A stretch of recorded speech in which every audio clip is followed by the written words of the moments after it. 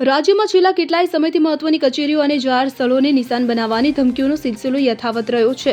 અમદાવાદ, વડોદરા, વલસાડ અને ગાંધીનગર બાદ હવે મહેસાણા ડિસ્ટ્રિક્ટ એન્ડ સેશન કોર્ટને બોમ્બથી ઉડાવી દેવાની ધમકી મળતા સમગ્ર પંથકમાં ખળભળાટ મચી ગયો છે.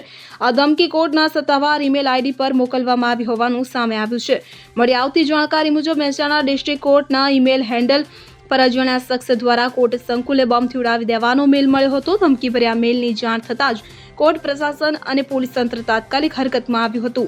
સુરક્ષાના કારણોસર સાવચેતીના પગલાં રૂપે તાત્કાલિક ધોરણે આખું કોર્ટ સંકુલ ખાલી કરી દેવામાં આવ્યું હતું. કોર્ટમાં હાજર વકીલો, અસીલો અને કર્મચારીઓને સુરક્ષિત રીતે બહાર મોકલી દઈ મેઇન ગેટ બંધ કરી દેવામાં આવ્યો હતો. આ ઘટનાની ગંભીરતાને જોતા પોલીસનો મોટો કાફલો કોર્ટ પરિસર ખાતે ખડકી દેવામાં આવ્યો છે.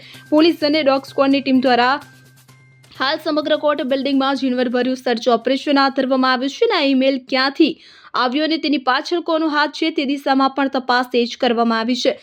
અવારનવાર કોર્ટ કે જેવી સંવેદનશીલ જગ્યાઓને નિશાન બનાવવાની ધમકીઓને પગલે હાલ લોકોમાં ચિંતા અને ફફડાટનો માહોલ જોવા મળી રહ્યો છે. Bureau report CN24 news. હવે જુઓ દેશ દુનિયાની તમામ ખબરો તમારી આંગળીના ટેરવે.